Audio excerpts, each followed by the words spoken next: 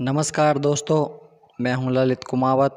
दोस्तों, अपने जो रीट लेवल फर्स्ट और सेकंड की जो शिक्षण विधियों की जो टेस्ट सीरीज चल रही है या उसके वस्तुनिष्ठ प्रश्न चल रहे हैं, उसी कड़ी में मैं आज फिर आपके सामने 15-16 क्वेश्चन लेकर शुरुआत कर रहा हूं आज के इस टेस्ट सीरीज़ की। आपसे अपील और आग्रह रहेगा कि मेरे चैनल को ज़्यादा से ज़्यादा संख्या में सब्सक्राइबर करें और अन्य लोगों से भी कराएं, क्योंकि आने वाले समय में मैं यूट्यूब चैनल्स के माध्यम से शिक्षा के क्षेत्र में बहुत ही बड़ा धमाका करना जा रहा हूं।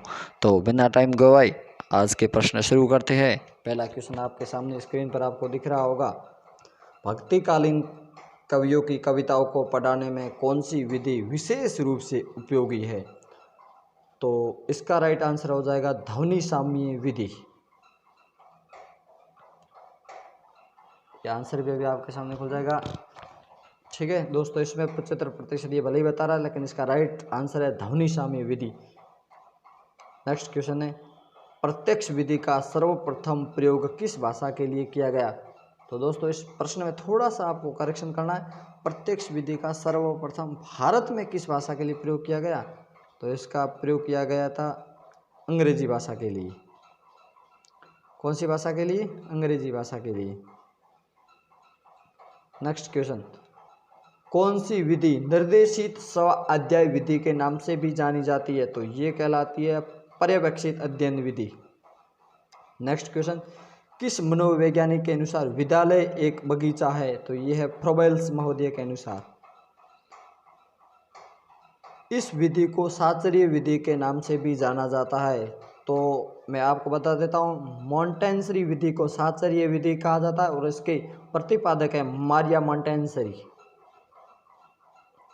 नेक्स्ट है, साचर्य विधि के प्रवर्तक, जैसा कि उत्तर वैसा ही प्रश्न आ चुका है। साचर्य विधि के प्रवर्तक है तो ये मारिया मॉन्टेसरी।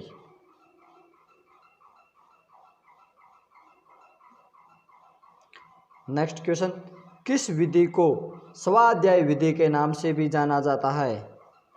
तो इसमें मैं आपको बता देता हूं, डाल्टन विधि को स्वाध्याय विधि के नाम से भी जाना जाता है।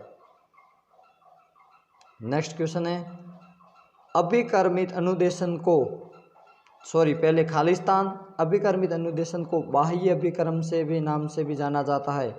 तो ये जो रेखीय अभिकर्मित अनुदेशन होता है, इसको बाह्य अभिकर्म के नाम से भी जाना जाता है। किस विधि को संगठन विधि के नाम से भी जाना जाता है? यहाँ पर थोड़ा सा संगठन है, इसको ग करना है, संगठन करना है, संगठन। तो किस विधि को संगठन विधि के नाम से भी जाना जाता है? तो इसमें आप निश्चित रूप से देखेंगे इकाई विधि को। विद्यार्थियों को गिने चुने प्रश्नों के उत्तर ना रटकर संपूर्ण पाठ्यक्रम का अध्ययन करना होता है, ऐसी कौन सी विधि है? तो वो विधि है इकाई विधि। नेक्स्ट क्वेश्चन है, इकाई विधि के कितने पद या सोपान है? तो इकाई विधि के 5 पद या सोपान होते हैं। कौन सी विधि पूर्ण से अंश की ओर, स्थूल से सूक्ष्म की ओर जैसे शिक्षण सूत्रों पर आधारित है? तो ये विधि मैं आपको बता देता हूं, इकाई विधि। इसका राइट आंसर है इकाई विधि। आगमन विधि के कितने रूप है? आगमन विधि के 2 रूप होते हैं। नेक्स्ट क्वेश्चन है, आगमन विधि के 2 रूप है। अब इसमें 4 ऑप्शन है, अव्याकृत, पाठ्यपुस्तक, समवाय, सूत्र विधि। तो मैं आपको बता देता हूँ, अव्याकृत और समवाय विधि है वो आगमन के 2 रूप है। तो इसमें अपन को 1 और 3 कहाँ पर है वो ऑप्शन सही करना है। NCERT की स्थापना कब की गई? तो ये की गई 1961 में। प्रश्न के उत्तर से अगला प्रश्न प्रारंभ करना चाहिए, इस प्रकार के प्रश्न किस कौशल के अंतर्गत आते हैं? तो ये प्रश्न आते हैं प्रस्तावना प्रश्न कौशल के अंतर्गत। किस कौशल के अंतर्गत बोधात्मक प्रश्न पूछे जाते हैं? तो ये पूछे जाते हैं खोजपूर्ण प्रश्न कौशल के अंतर्गत। बोधात्मक प्रश्न पूछे जाते हैं पाठ प्रक्रिया के प्रारंभ में, पाठ प्रक्रिया के अंतर्गत, पाठ प्रक्रिया के बाद, उपयुक्त सभी। तो ये पूछे जाते हैं पाठ प्रक्रिया के अंतर्गत। किनके अनुसार पढ़ने लिखने का कौशल एक साथ विकसित होता है? तो ये होता है सरयू प्रसाद के अनुसार। तो दोस्तों, आज के वीडियो में इतने ही प्रश्न।